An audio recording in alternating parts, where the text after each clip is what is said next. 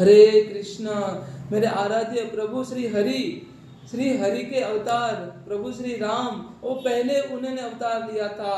तो मतलब मामा कंस और शकुनी और दुर्योधन और बाकी जो दुष्ट प्रकृति वाले लोग थे, अश्वत्थामा, वो सबको मारने के लिए प्रभु श्री राम ने फिर से क्यों अवतार नहीं लिया, कृष्ण के रूप में क्यों अवतार लिया? इसके लिए भी एक लॉजिक है, क्योंकि प्रभु श्री राम मर्यादा पुरुषोत्तम थे। प्रभु श्री राम मर्यादा में रह के काम करते थे। और तब ऐसा मतलब युग था जो जिस युग में प्रभु श्री राम मतलब और उनके आसपास भी लोग मर्यादा में रहते थे, मर्यादा में काम करते थे। जैसे रावण था, रावण ने सीता जी का चीर हरण नहीं किया था, रावण भी मर्यादा में रहा था और सीता जी का बहुत रिस्पेक्ट किया था। अपने मतलब लंका में लेके जाके भी उनका चीर हरण नहीं किया, उनके साथ कोई मिसबिहेव नहीं किया। अगर वो द्वापर युग और त्रेता युग में ऐसा हुआ था, पर द्वापर युग में अगर होते तो उसका अलग स्टोरी था, मतलब अलग कहानी होती। क्योंकि द्रौपदी का चीर हरण हुआ था, द्रौपदी के साथ मिसबिहेव हुआ था। कैसे श्री हरि भगवान श्री राम के अवतार लेके फिर से आ जाते, मतलब द्वापर युग में त्रेता युग में जो हुआ, भगवान श्री राम मर्यादा पुरुषोत्तम बन के आए थे।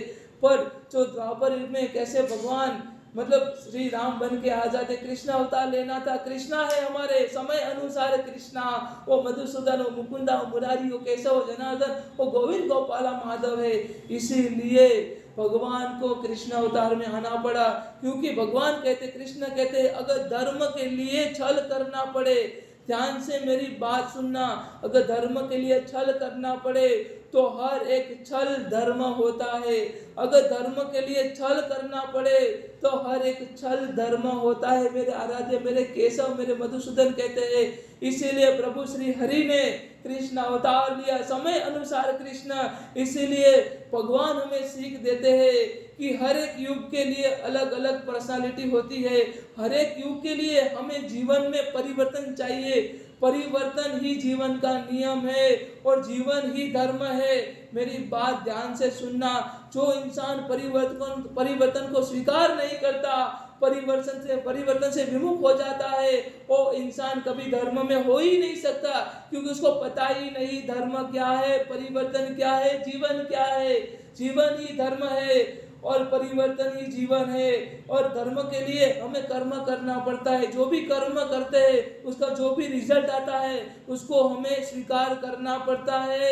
और अपने जीवन में जो परिवर्तन आ रहा है उसको भी सच्चे दिल से स्वीकार करना पड़ता है। और अपनी मेंटालिटी, अपने इमोशन और अपना बिहेवियर और अपनी लाइफस्टाइल हमें उसी अकॉर्डिंग चेंज करनी पड़ती है। Thank you so much. Hare Krishna.